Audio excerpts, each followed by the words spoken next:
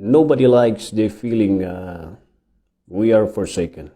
Jainbati na tayo. We hate the feeling of being abandoned, whether by our friends, whether by our families, whether by anyone nga kung natin nga asidog kada tayo whom we trust nga we are expecting so much that through thick and thin katadada nga mangkadwa kada tayo. And makibtut tayo na lang nga yachimpo nga kasasapulan tayo sudak awan damat. Uri itilubong dagiti animal kat they don't like the feeling of being detached, of being abandoned. Kita nyo lang dagiti tarakan tayo nga piyak. Kita antay lang ng dagiti tarakan tayo nga dagiti aso. Dagiti baboy no ipusot tayo dagito eh. Agsangit mat dagito eh. Puna tayo nga simply dagiti nga para sa iti Dios, but they also know how to express the feeling of being abandoned or being forsaken. We hate the feeling nga diay. It causes iti rebellion iti ubing. It causes iti rebellion iti government because the people thought and the people think nga nabaybayanda handa nga malagip. The government has forsaken them. Promises were given and yet haan nga natumpal. And usually iti panawan tayo. That's the reason why rebellion occur. But I think the most worst nga feeling kat iti ko natin nga the feeling iti sangwanan iti Diyos where we think and it seems God has abandoned the tayo nga anak na. Di panangrik na tayo nga the feeling tayo kat kasla nga binaybayan da tayo iti Diyos, inbati da tayo iti Diyos. Iti Psalm chapter 22, dayto iti kat kung adalan tayo nga mang papigsa iti pamatiyo kastamat kada tayo amin nga anak iti Diyos. In those times where we think and we feel as if God has forsaken you or God has forsaken us.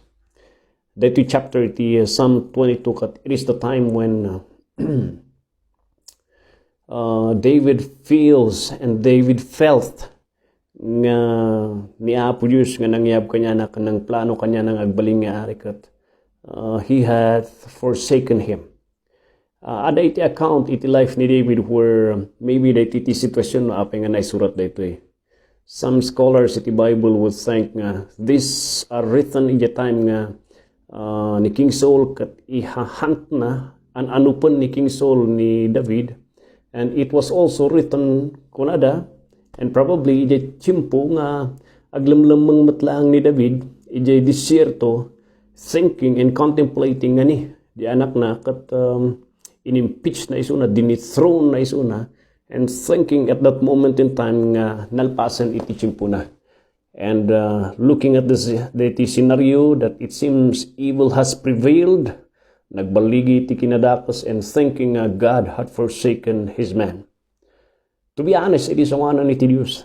There are many cases iti life tayo nga we felt as if God has many times in our lives like he had forsaken us. He had abandoned us.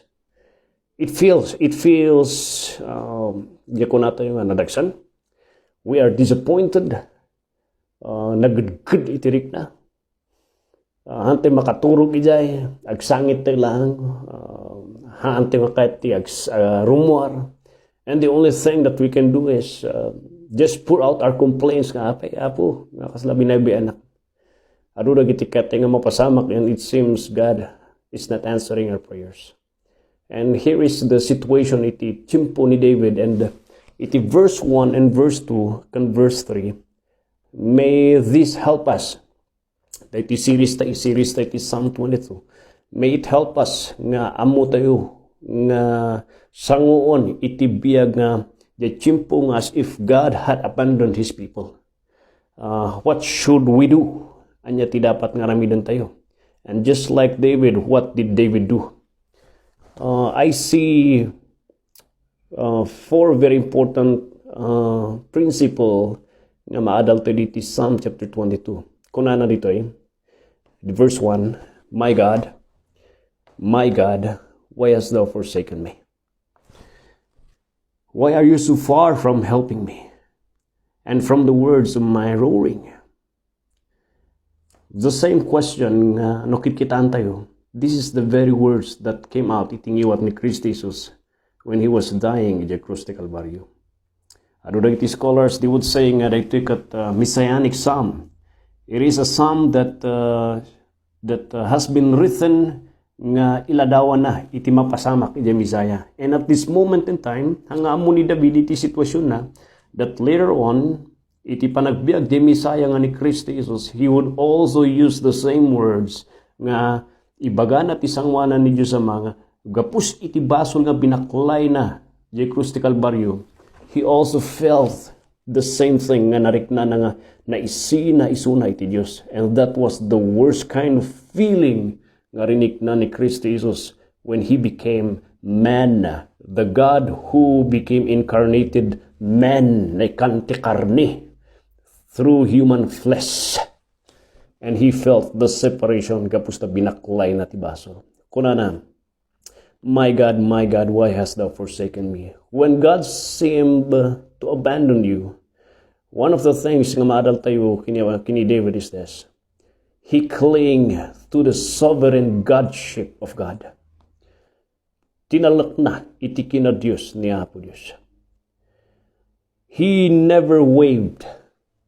Yes, he was in pain deep within, but he hang on.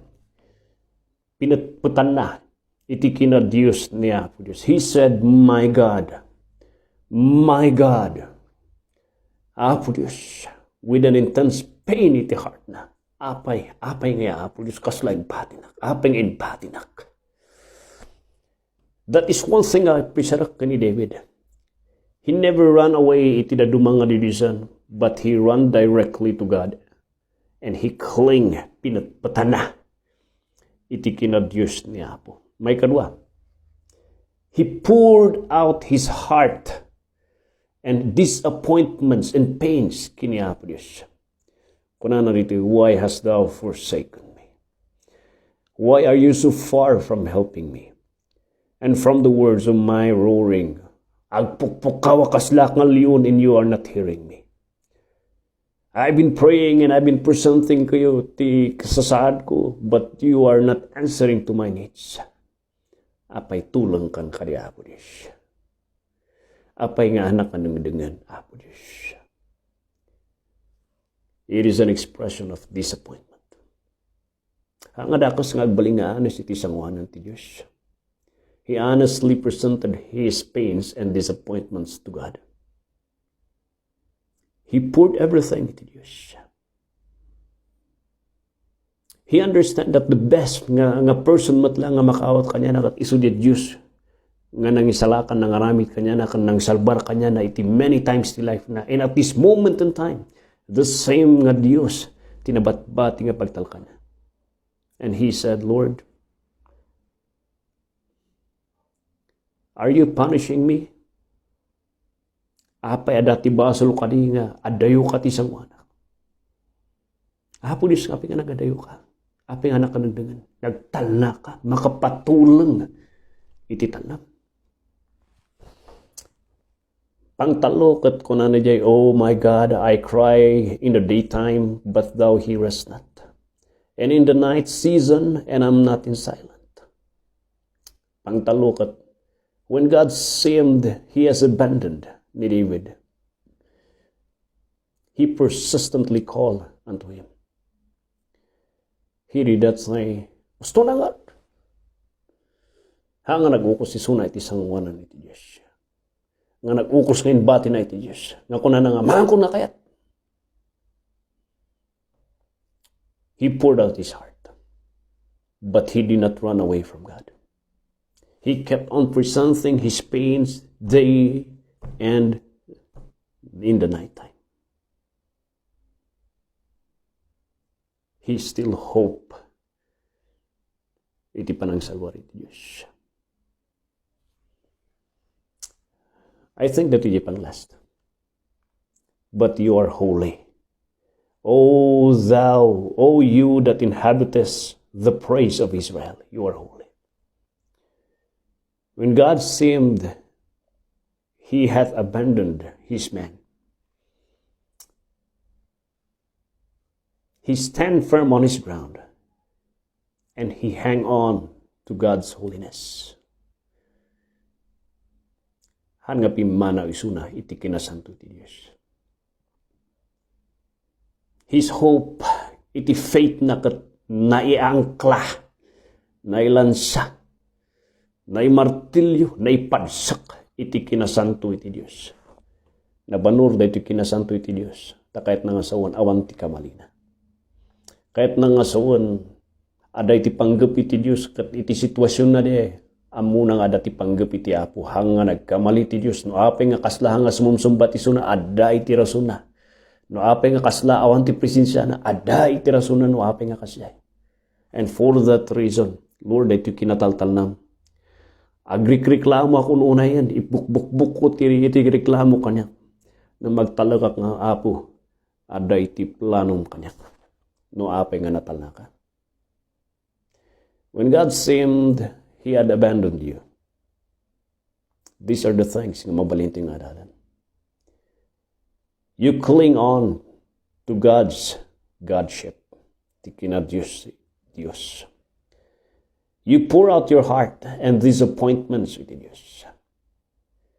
Be persistent in calling unto Him. Hanggang nga sumarsat doon. And stand firm. And stand firm on your ground. Iti panangkapat mo, iti kinasanto, iti Diyos. Awan man iti sauna. But God surely hears us. No kitaan tayo di Malakay, di Old Testament ka New Testament. Ada ti 300 to 400 years nga gap where God has not spoken to man. Iti history ti tao, they call that the Dark Ages. It was called the Dark Ages because there is no revelation and prophet and messenger iti Diyos nga inbaw na nga mangitad iti mensahe na. God seemed to be silent iti nga tiyempo. And later on, isagsaga na lang gayam niya po Diyos iti gobyerno kanturay ni Alexander the Great nga marami ti lingwahe nga isu ti may suratan ti Biblia. May ramid dagiti lintag nga numayanak ni Kristo Jesus. Government-wise, iti language-wise, iti religious group, iti Pharisees, nabangon, everything has been prepared by God. But the people did not see His preparation. Yet God, behind the scene of that 300 to 400 years of silence, God is preparing the Messiah. And it happened again di Cruz iti Calvario when Christ experienced nga gapos ti basol iti tao nga binaklay na. He felt nga adayo iti Diyos. And he cried to God, my God, why hast thou forsaken? Tapno dati pa na kaisalakan iti tao, rinamanan nati mayadayo, kan maisinat Diyos. Taisulan, tinamnama ti biyag. Garod, itsimpo ti kapadasan tayo. Matalok ti Diyos tayo. Mapagtalkan iso nagapusta, napadas na. When? Napadas na.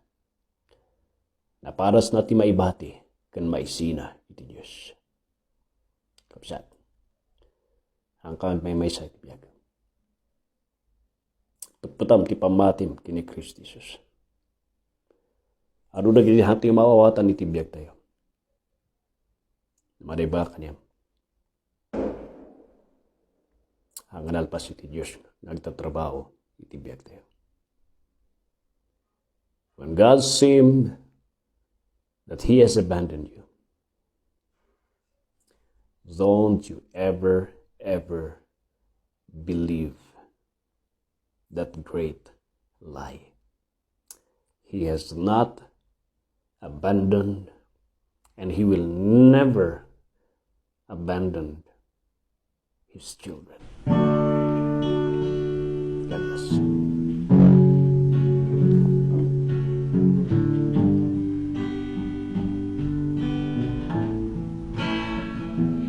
In your throne, O God, I plead my prayer. It's your righteousness I look upon. In your faithful way, Lord, hear my prayer, grant me mercy. It's my desire, for I fall into your hands, but it's your grace, Lord, it's your grace that makes me stand. Draw me nearer, nearer, Lord, to your heart.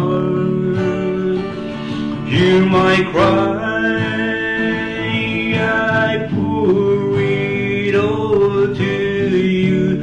Let your righteous will be my portion, like a dry land thirsts for rain. I thirst for you.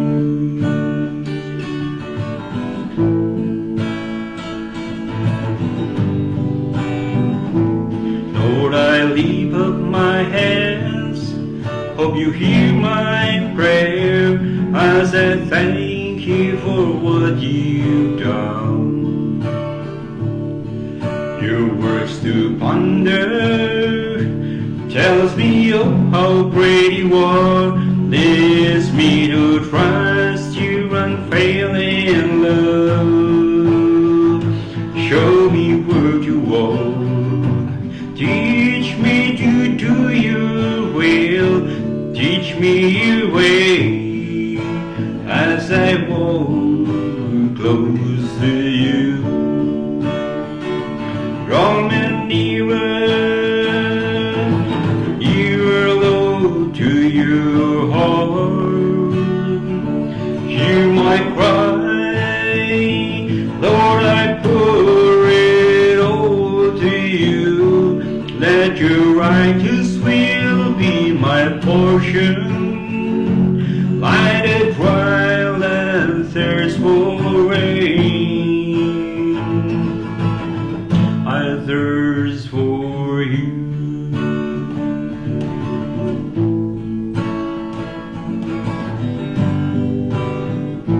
Your unfailing love and your righteous ways, Lord, I see each burden that I weigh.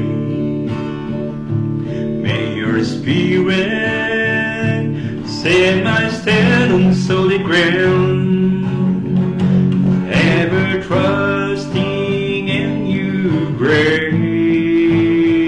Let the glory of your name fly high, with your faithfulness and your righteousness be lifted evermore. Draw me nearer, nearer, Lord, to your heart. Hear my cry, Lord, I pour it all to you. Let your righteous will be my portion,